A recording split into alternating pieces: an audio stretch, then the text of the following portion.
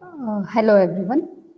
In today's video, we are going to discuss about the tractive effort required for the propulsion. That is, like in the last video, we got to know how will be the mechanics of train movement will be there and what are the different weights are there.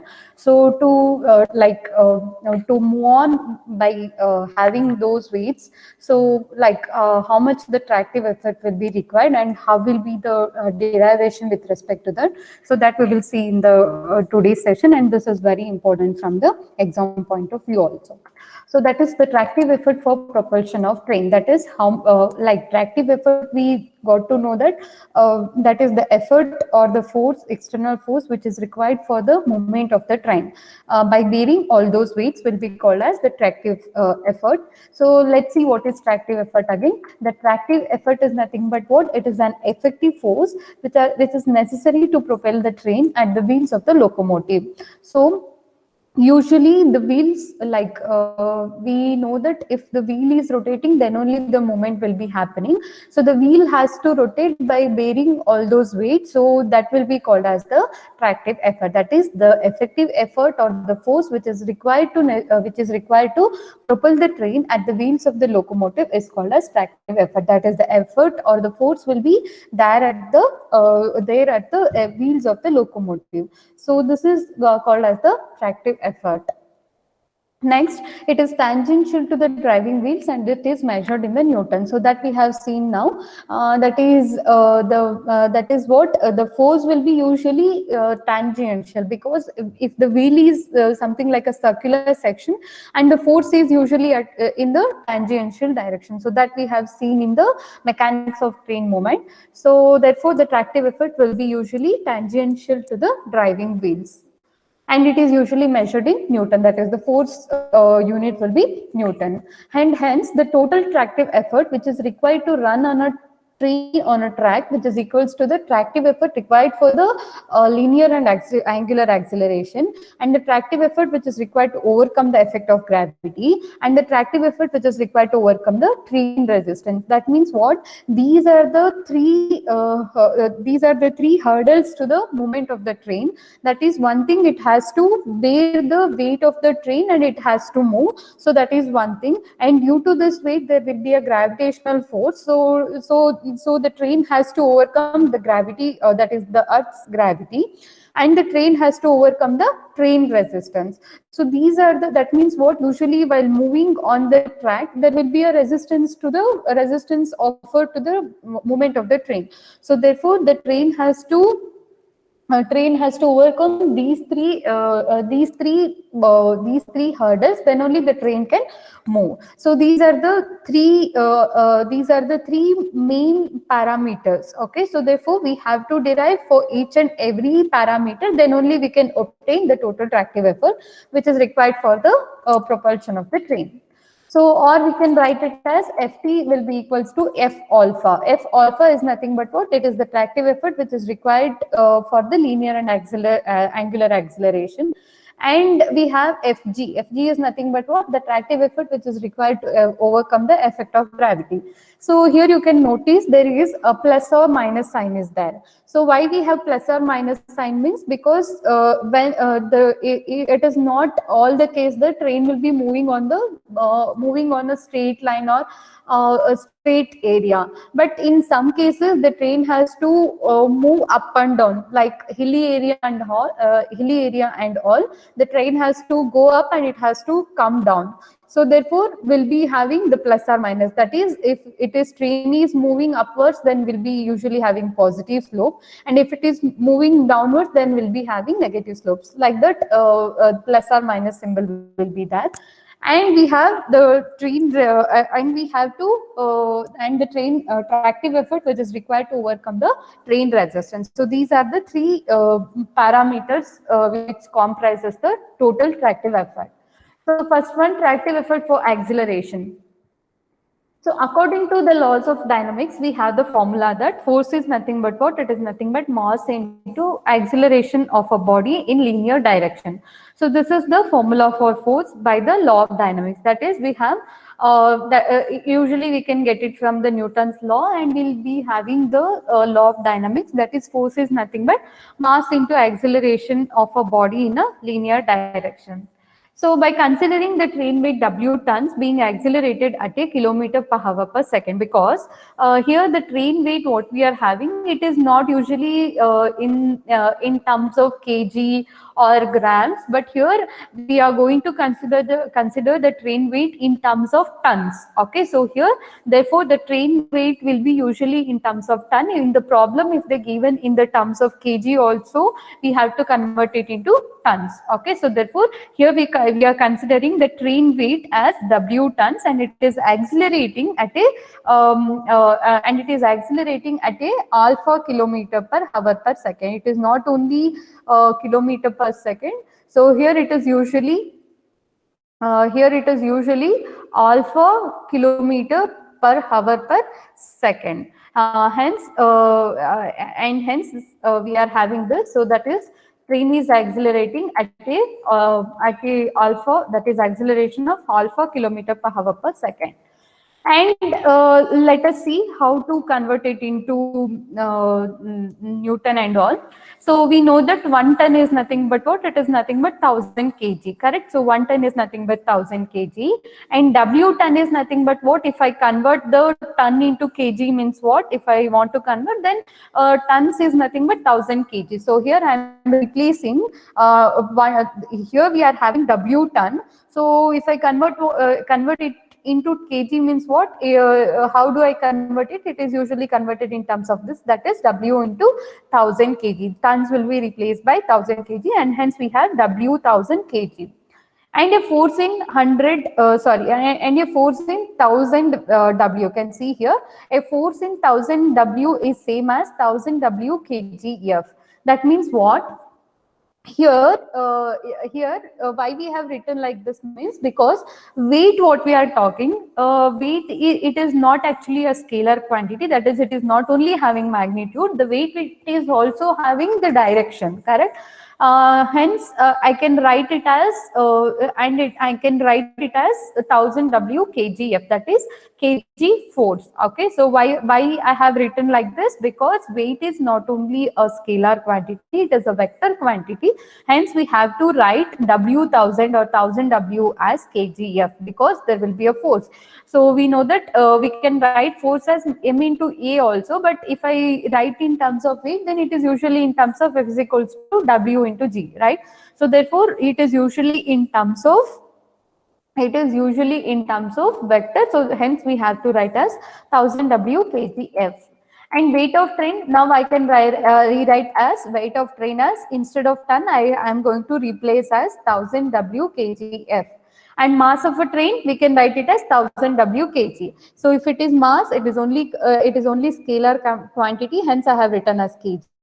If it is weight, then I have to write it as W kgf, because weight is a vector quantity. Please remember this, weight is a vector quantity, hence we have to write like this. And mass of a train will be usually written as 1000 W kg. So why I have written like this? Because W is nothing but mass into acceleration due to gravity. So hence m is nothing but what? If I want to know mass, then it will be replaced by 1000 W kgf by gram. So hence I could write it as force, and the gravity force will again get cancelled. Gravity is also a force, right? So gravity if I cancel, then I left out with 1000 W kg. Hence mass is nothing but 1000 W kg. Acceleration is nothing but alpha kilometer per hour per second. And if I want to convert it into meter per second square, then how do I convert? Kilometer, if I want to convert into meter, because 1 kilometer is nothing but 1000 meter. Hence I am replacing kilometer by 1000 meter. And per hour per second, correct? So So if I want to convert hour to second, then I have to divide by 3600. Hence now the unit kilometer per hour per second is being converted into meter per second. So how I could write this 1000 by 3600 is nothing but what? It is nothing but 0.2778 alpha meter per second square. Then tractive effort which is required for linear acceleration. So here I am talking about linear acceleration. Then the tractive effort which is required for the linear acceleration is nothing but what? As I told you, force is nothing but mass into acceleration. Then I can write it as m into alpha. This is what it is with respect to linear acceleration. If it is linear acceleration, then I have to write like this. So I got to know that mass is nothing but what? It is nothing but 1000 W, and what is alpha? Alpha is nothing but 0.2778 alpha, correct? So therefore, if I multiply this, then I have obtained 277.8 W alpha Newton. So now what is this? So this is the what is this? This is the tractive effort which is required to, or which is required for linear acceleration. So please remember, still now I am talking about only the linear acceleration. So, and the other term what we have the rotational acceleration also. So that also we have to consider. So now I am considering this as equation 2. Next, tractive effort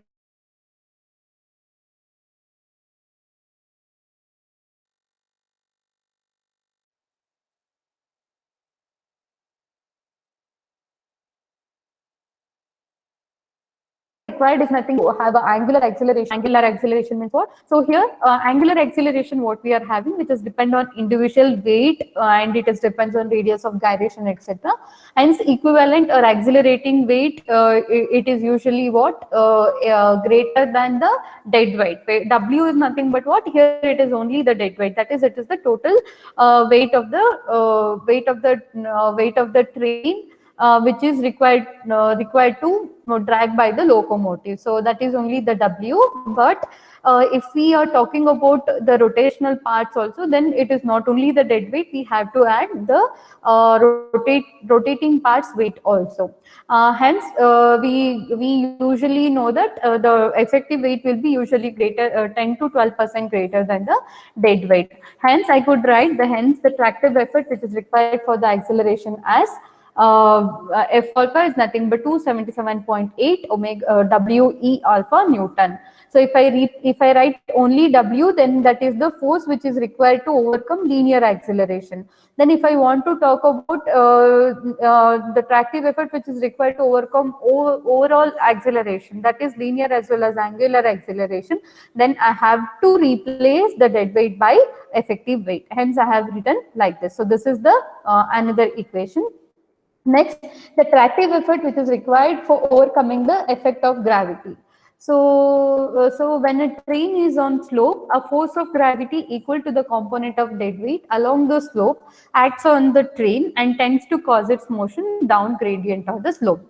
That is, if train has to move upwards, that is, if a train is on a slope and it has to move upward, usually we'll be having the gravitational force. The gravitational force is usually due to the dead weight of the train.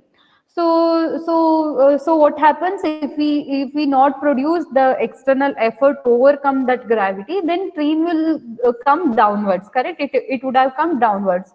So therefore we have to provide the extra effort other than the linear and acceleration. So that is what we are talking about, the tractive effort which is required to overcome the effect of gravity. So you can see here, you can observe here. So this is the diagram, this is the thing we are having. So this is the horizontal plane or the horizontal area we are talking about. And if the track is inserted like this, that means the train is moving upwards the hill. Then what happened? Due to the weight of the train, there will be a gravitational force, correct? So W is nothing but what? Weight is nothing but what? It is due to the gravitational force. Therefore, that will be downwards. And if I split this term into horizontal and vertical component, then usually horizontal component will be what? It is W sine theta, and vertical component will be W cos theta. So this is how I have written, and the slope here it will be theta. You can observe here. So this is the this is the thing what I'm talking here is that if the slope is theta and if the train has to move on the slope, correct? So this is what we are taking. That means what? Like before we derive, we have to think of all the conditions or all the cases. So this is the second case I am talking about, that is the effect of gravity. Hence the force which is required to hence force due to gradient is nothing but what? Fg is equals to 1000 W sin theta into kg. So this is the force which is required to overcome the gravitational force.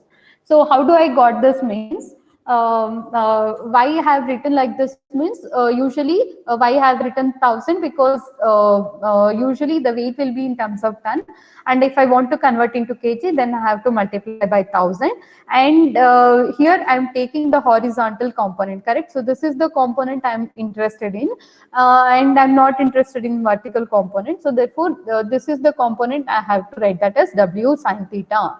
So this is the component. But in railway work, a gradient is expressed as rising distance of 100 meter, and hence it is denoted as percentage. Okay, percentage of gradient. Rising. Just a minute.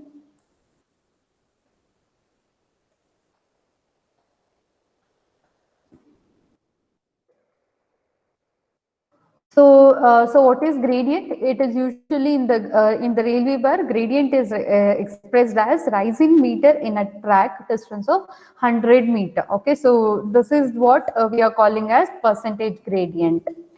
And you can see here, so this is the gradient I'm talking about. So this is the distance along the track, and this is the gradient, and this is the horizontal plane, and this is the slope.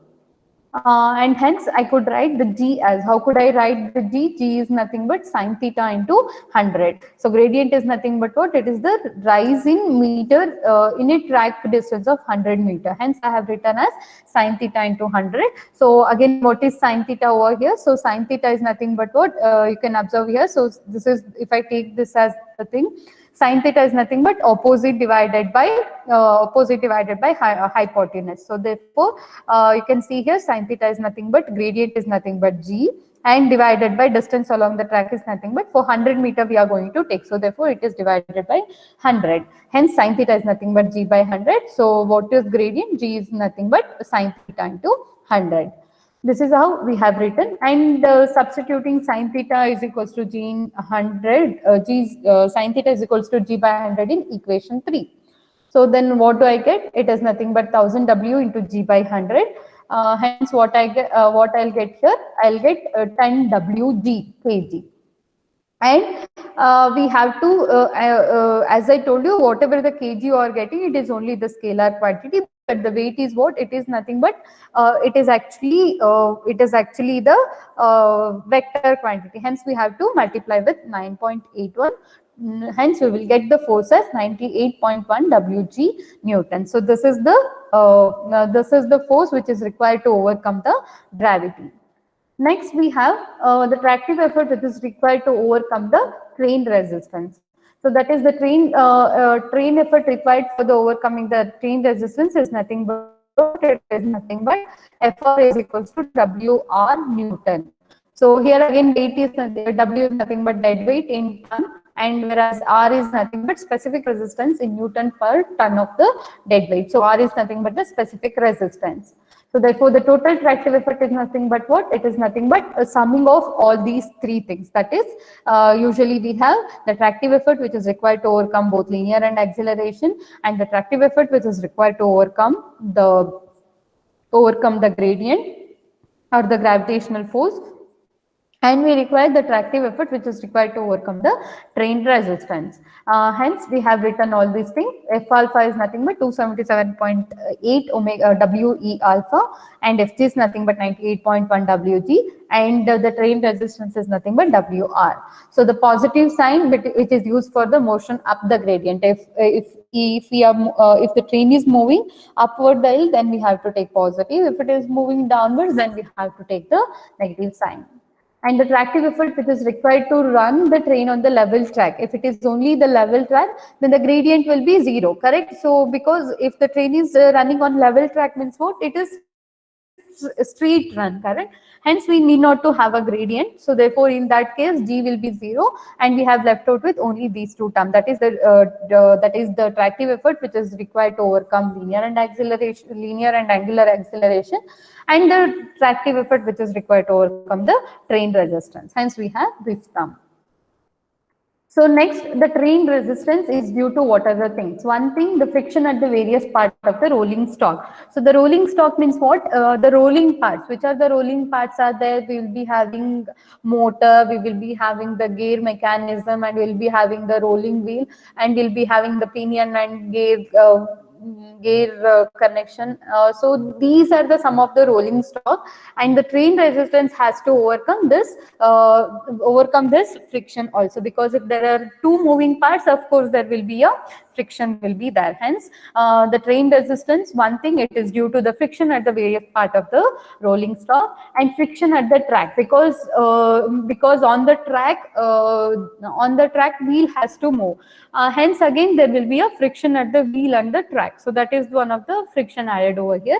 And there will be again air resistance, because as the air is moving, and train has to overcome the air speed also, like it has to overcome the air resistance also. So these three parts are adding over here. So first two components, these are called as the mechanical resistance component of train resistance. So these two are called as mechanical component, and thus the train resistance on these two factor depends on shape, size, and condition of the track. So that means what? Usually the shape of the train. So if you can see here, you can see for the bullet train and all, the shape will be something like you can see it is something like fish neck, fish face shape, correct? So if it is like that, then it can easily move, because aeroplane and all also will be having that shape, correct? Hence it can easily flow, because air won't resist much for that shape, correct?